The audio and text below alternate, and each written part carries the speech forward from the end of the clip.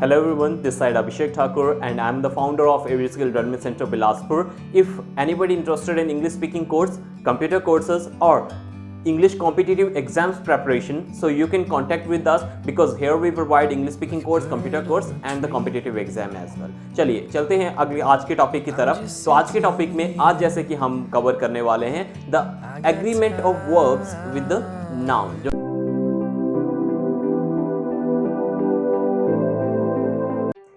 आज का जो टॉपिक है वो है agreement of verb with noun, कि नाउन के साथ जो एग्रीमेंट करते हैं वर्ब का, मतलब कि जिस तरीके से नाउन यूज होगा तो उसके साथ कौन सा एग्रीमेंट, कौन सा हेल्पिंग वर्ब करना है हमें, जो एग्रीमेंट करना है उनका, और कौन सा हेल्पिंग वर्ब उनका यूज करना है। तो वो टॉपिक आज हम कवर करेंगे। ये इस टॉपिक में से बहुत सारे ऐसे क्वेश्चन हैं जो आपके गवर्नमेंट एग्जाम में आते हैं, तो इस टॉपिक को अच्छे से समझिएगा। बीच में एक क्वेश्चन था जो पीछे वाले एग्जाम में आया था, क्लर्क के एग्जाम में आया था, 2 क्वेश्चन आए थे उसी एक ही टॉपिक से, वो टॉपिक भी आज हम कवर करेंगे। तो ध्यान से पूरी वीडियो को देखिएगा और ट्राई कीजिएगा कि आप हर एक कॉन्सेप्ट को अच्छे से समझे। चलिए चलते हैं पहले सेंटेंस की तरफ। अब पहला सेंटेंस है राम और Shyam dash coming to my party, और सेकंड क्वेश्चन है Ram and Shyam dash coming to my party. अब 2 है, काफी सिमिलर क्वेश्चन है, बस और एंड का डिफरेंस है। तो यहां पे अगर आपके पास ऑप्शन है इज एम आर, तो आप क्या यूज करेंगे? आप इज यूज करेंगे, एम यूज करेंगे या आर यूज करेंगे? सोच लीजिए, फिर उसके बाद मैं कॉन्सेप्ट आपको क्लियर करता हूं। राइट, अगला क्वेश्चन है जैसे कि राम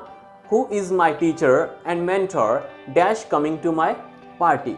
सिमिलर क्वेश्चन ले रहा हूं क्योंकि सिमिलर क्वेश्चन से समझने में आसानी रहती है। राइट, कि राम जो मेरा टीचर है और मेरा गाइड है वो मेरी पार्टी में आ रहा है। राइट, तो यहां पे इज होगा, एम होगा या आर होगा, आप लोग सोच लीजिए। उसके बाद चलता हूं अगले टॉपिक की तरफ और बाद में आपको ये टॉपिक में क्लियर करता हूं, ये कॉन्सेप्ट क्लियर करता हूं। अगला सेंटेंस है जैसे कि bread and butter dash a good food, कि ब्रेड एंड बटर एक अच्छा खाना है। ठीक है, अब यहाँ पे इज लगेगा, एम लगेगा या आर लगेगा, तो ये आप सोच लीजिए। उसके बाद मैं आपको लास्ट में बताता हूँ सारे आंसर। इससे अगला क्वेश्चन है जैसे कि the captain dash the captain with his team dash coming to the ground, कि कैप्टन अपनी टीम के साथ ग्राउंड में आ रहा है। इज होगा, एम होगा। अगला क्वेश्चन है जैसे ही और आई डैश मिस्टेकन, ही और आई डैश मिस्टेकन, क्या या तो उसने या मैंने गलती की है या फिर गलत समझा है। राइट, तो अब इन सभी में से किसके साथ क्या यूज होगा ये आप सोच लीजिए। अब चलते हैं कॉन्सेप्ट की तरफ। पहले सेंटेंस के कॉन्सेप्ट समझ लेते हैं। पहला सेंटेंस था जैसे कि राम और Shyam dash coming to my party. अब राम और श्याम मेरी पार्टी में आ रहे हैं। अब यहाँ पे देखिए, या तो मैं बात करता हूँ और की, तो और का मतलब होता है या, कि इन दोनों में से कोई एक। राइट, तो अब ये चीज़ समझ लीजिए कि अगर रूल क्या है कि अगर 2 सिंगुलर सब्जेक्ट कनेक्ट होते हैं और के साथ, कि और के साथ हमने 2 सिंगुलर सब्जेक्ट कनेक्ट किए हैं सेंटेंस में, तो उसके साथ हमेशा हेल्पिंग वर्ब होगा वो सिंगुलर यूज होगा। Are you clear with that? एक बार फिर से क्लियर करता हूँ। राम सिंगल है, एक है। श्याम सिंगल है, एक है। बीच में लगा है और, जहां पे राम और श्याम सिंगुलर है और बीच में और लगा है, तो वहां पे हेल्पिंग वर्ब क्या लगेगा? वहां पे लगेगा सिंगुलर हेल्पिंग वर्ब। मतलब अगर इज एम आर ऑप्शन है तो क्या यूज होगा? इज यूज होगा। करेक्ट। अब अगला सेंटेंस है जैसे कि Ram and Shyam dash coming to my party. अब राम और श्याम के साथ एंड कनेक्ट किया गया है। ठीक है, बीच में एंड से वो दोनों कनेक्ट हो रहे हैं। तो जब भी 2 सिंगुलर सब्जेक्ट एंड के साथ कनेक्ट होते हैं तो वहां पे क्या यूज करते हैं आप? वहां पे आप यूज करते हैं आर, मतलब प्लूरल हेल्पिंग वर्ब, जहां पे भी एंड के साथ कनेक्ट होंगे 2 सिंगुलर सब्जेक्ट। एक बार फिर से रिपीट कर रहा हूं, राम सिंगल है, अकेला है, श्याम सिंगल है, अकेला है, लेकिन कनेक्ट किसके साथ हो रहा है? एंड के साथ। जब भी एंड के साथ कनेक्ट करोगे तो वहां पे क्या यूज होगा? वहां पे आर यूज होगा या फिर प्लूरल हेल्पिंग वर्ब यूज होगा। क्लियर? चलिए अगले कॉन्सेप्ट की तरफ चलते हैं। अब अगला कॉन्सेप्ट है Ram who is my teacher and guide dash coming to my party.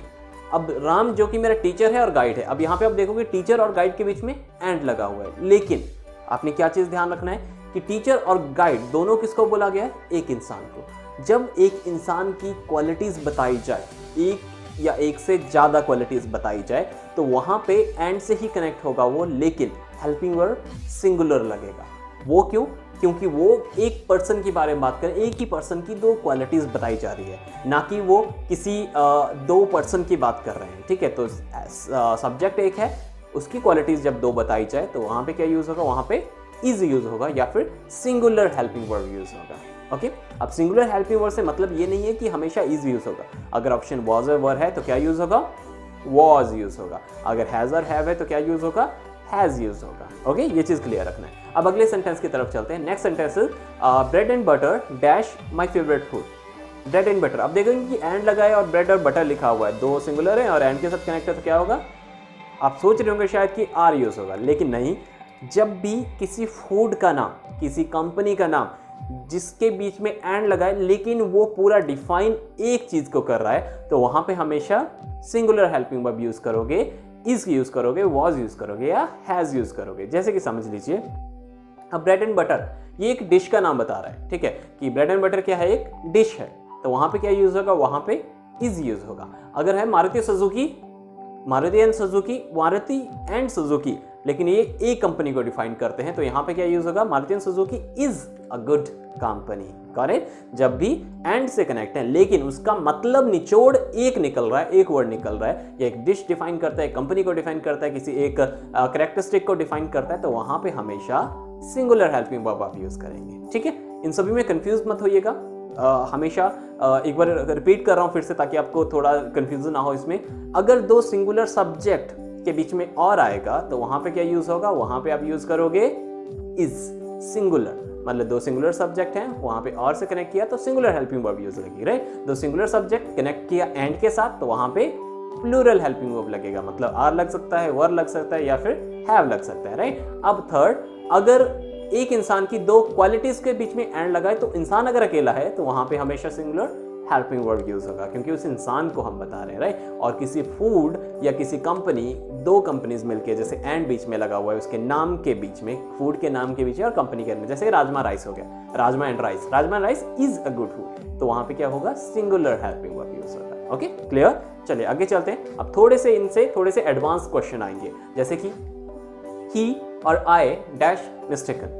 ये इस टाइप के क्वेश्चन मैक्सिमम लोग गलत कर देते हैं, जो ये टाइप का क्वेश्चन मैं भी बता रहा हूँ, राइट। ही और आई डैश मिस्टेकन, कि उसने या मैंने गलती किया। अब देखो यहाँ पे आपने क्या ध्यान रखना है, जब भी प्रोनाउन आप यूज करोगे, ठीक है, प्रोनाउन जब आप यूज करोगे तो वहां पे आपने क्या करना है, वहां पे आपने ध्यान रखना है कि ही और आई में सेकंड नंबर पे कौन आ रहा है, सेकंड नंबर पे क्या आ रहा है, आई आ रहा है, उसने या मैंने, ठीक है, ही और आई। तो हेल्पिंग वर्ब जो होगा वो लगेगा सेकंड नंबर के सब्जेक्ट के अकॉर्डिंग, मतलब यहाँ पे आई है तो यहाँ पे क्या यूज होगा, यहाँ पे यूज होगा एम। ही और आई एम मिस्टेकन। एक बार फिर से रिपीट कर रहा हूँ, जब दो प्रोनाउन कनेक्टेड है और के साथ, दो प्रोनाउन कनेक्टेड है और के साथ, जैसे ही है प्रोनाउन है, आई है प्रोनाउन है, अब ये कनेक्टेड है और के साथ, तो हेल्पिंग वर्ब लगेगा सेकेंडरी वाला जो कि हमारे पास सब्जेक्ट होगा, उसके अकॉर्डिंग जो हेल्पिंग वर्ब लगना होगा हमेशा वही हेल्पिंग वर्ब यूज होगा। ये गॉट इट। अब अगले सेंटेंस की तरफ चलते हैं। Next sentence is police dash taking their T, कि पुलिस उनकी चाय ले रही है। तो यहाँ पे आपने ध्यान रखना है कि पुलिस के साथ इज भी लगता है, आर भी लगता है, दोनों चीजें लगती हैं, ये चीज समझ लीजिए पहले कि इज भी लगता है, आर भी लगता है। लेकिन जब पूरे पुलिस डिपार्टमेंट के बारे में बात की गई होगी तो वहां पे जब मतलब कलेक्टिव नाउन की तरह उन पे बात की गई होगी तो वहां पे आप क्या यूज करोगे, वहां पे आप सिंगुलर हेल्पिंग वर्ब यूज करोगे, और जब अलग अलग की बात की गई होगी वहां पे आप प्लूरल हेल्पिंग वर्ब यूज करोगे। जैसे कि सेंटेंस को एक बार अच्छे से देखिए, police dash taking their T, तो यहाँ पे देयर लगा हुआ है। सेंटेंस को अच्छे से देखें तो वो अलग अलग की बात करें कि वो लोग, पुलिस लोग अपनी चाय पी रहे हैं या उनकी चाय पी रहे हैं, तो यहाँ पे क्या है, प्लूरल हेल्पिंग वर्ब है, प्लूरल हेल्पिंग वर्ब यूज होगा। क्यों? क्योंकि ये कलेक्टिवली नहीं बोला है, अलग अलग पुलिसमैन को बोला है, ठीक है। अगर इसी तरीके से अगर हम बोले police dash an honest department, तो वहां पे क्या होगा, police is an honest department. क्यों? क्योंकि वहां पे हमने इज लगाया, क्योंकि पूरे डिपार्टमेंट को बोला गया, कलेक्टिवली सबको बोला गया। You got it? चलिए चलते हैं अगले रूल की तरफ। अगला रूल कहता है कि अगर आप कभी भी किसी भी एक चीज़ को डिफाइन करते हैं, जैसे कि कोई लीडर को बोलते हैं और लीडर के साथ आप लगाते हैं along with, in addition to या फिर अलॉन्ग विथ, तो वहाँ पे हमेशा जो हेल्पिंग वर्ब होगा वो प्राइमरी सब्जेक्ट के अकॉर्डिंग लगेगा, ठीक है। एक एग्जांपल देता हूँ, उससे ज़्यादा अच्छे से क्लियर होगा। जैसे कि क्वेश्चन है, captain with all players dash going to the ground, captain सारे प्लेयर्स के साथ ग्राउंड में जा रहा है। अब इसको अच्छे से देखिए, अब यहाँ पे विद लगा हुआ है, मैंने क्या बोला, विद, अलॉन्ग, अलॉन्ग विद या इन एडिशन, इन सभी के साथ अगर कभी भी आप यूज़ करेंगे तो आप क्या यूज़ करेंगे, जिससे पहले क्या लगा हुआ है, राइट। तो अब अलोंग विथ से पहले क्या लगा हुआ है, कैप्टन। उसके बाद है प्लेयर्स, लेकिन प्लेयर से हमें फ़र्क नहीं पड़ता, हमें क्या लेना है, हमें प्राइमरी सब्जेक्ट लेना है। प्राइमरी सब्जेक्ट क्या है, प्राइमरी सब्जेक्ट है कैप्टन। तो हमें वो हेल्पिंग वर्ब लगाना है जो कि कैप्टन के साथ लगेगा। कैप्टन के साथ क्या लगेगा, इज।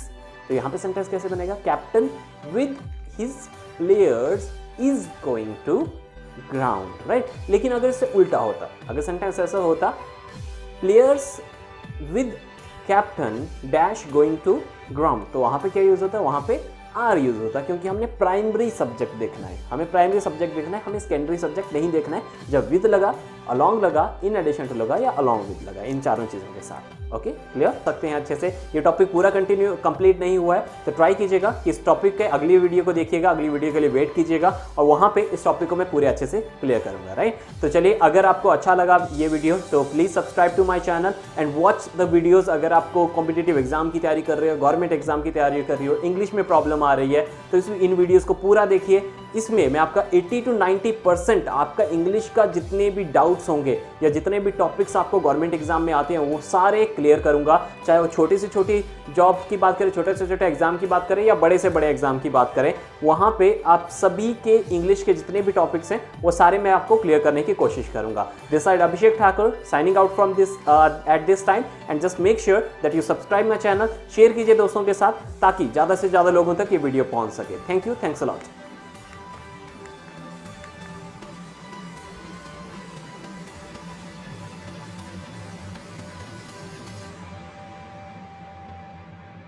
एग्जाम्पल देता हूं, उससे ज्यादा अच्छे से क्लियर होगा। जैसे कि क्वेश्चन है